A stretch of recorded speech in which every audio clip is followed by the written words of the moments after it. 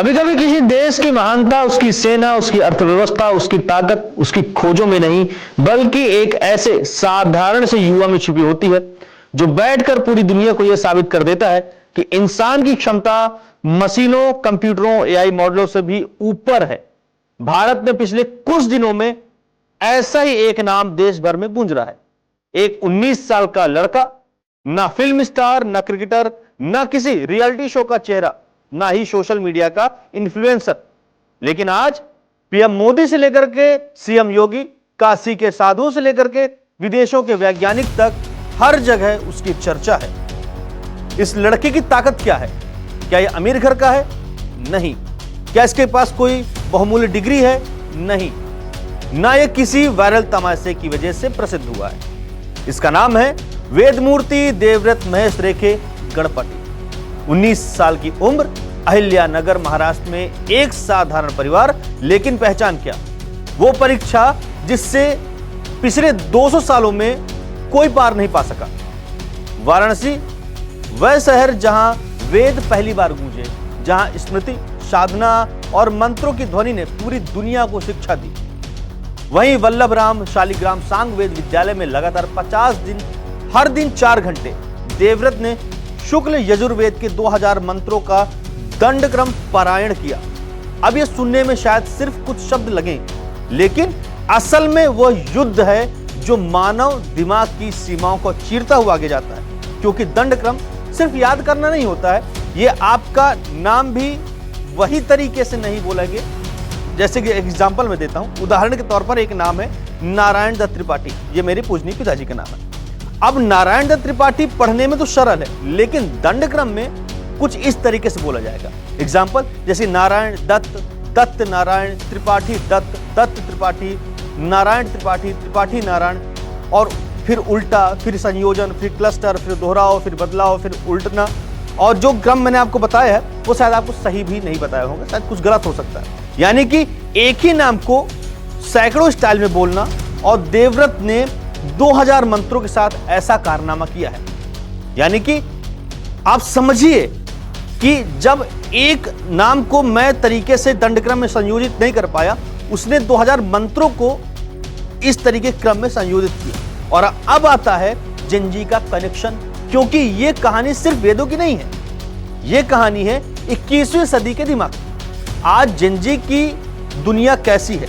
Scrolling, reels, shorts, attention span 10 second के video में फिर बदल दें, यानी कि 1 मिनट में बोर हो जाना। पोमोडोरो एक टाइमर जोन होता है। पोमोडोरो के बारे में आपने सुना होगा कि जैसे कि किसी टास्क को सेट करना है तो उसमें एक टाइमर लगा करके फिर उस टास्क को उतने सेकंड में कंप्लीट किया जाता है। यानी कि सीधा सीधा ध्यान, फोकस, स्मरण सब कुछ टूट जाता है। और ऐसे समय में एक 19 साल का भारतीय लड़का दुनिया को यह दिखाता है कि मानव दिमाग की असली क्षमता क्या होती है। आज एआई चैट पढ़ सकता है, सुपर कंप्यूटर अरबों की कैलकुलेशन कर सकता है, लेकिन दुनिया की कोई मशीन नहीं बनी है जो 2000 मंत्रों का दंडक्रम बिना गलती दोहराए कर दे।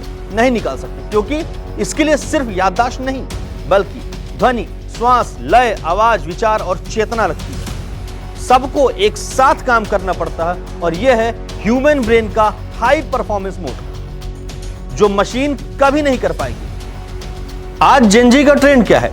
वायरल होना, फिल्टर, एस्थेटिक्स, क्लाउड, अटेंशन और तमाम फालतू की चीजें।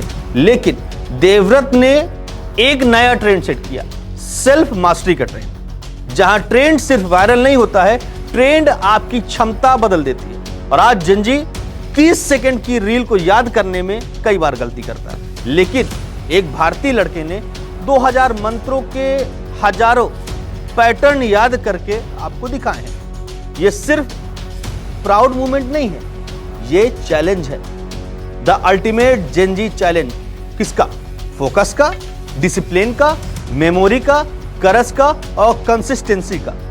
और शायद यही कारण है कि विदेशों में बैठे वैज्ञानिक भी हैरान हैं और भारत में बैठे कुछ लोग परेशान हैं, क्योंकि एक बच्चे ने यह साबित कर दिया कि मनोरंजन नहीं, अनुशासन नया ट्रेंड है। और यह उपलब्धि सिर्फ एक लड़की की नहीं, यह हमारी परंपरा की जीत है। वो परंपरा जिसे कई लोग ओल्ड फैशन समझते हैं, वो ज्ञान जिसे कुछ लोग आउटडेटेड कहते हैं, वो संस्कृति जिसे कुछ लोग शर्माते हुए अपनाते हैं। लेकिन याद रखिए, दुनिया का हर बड़ा देश अपनी जड़ों पर गर्व करता है। चीन करता है, कोरिया करता है, जापान करता है, तुर्की करता है, तमाम देश करते हैं। और हम अपनी विरासत को आउटडेटेड कहते हैं। लेकिन यही विरासत आज दुनिया को दिखा रही है कि मानव दिमाग की असली ताकत क्या है।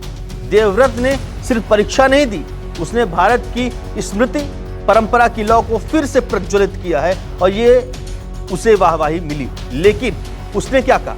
उसने कहा कि ये अभी शुरुआत है।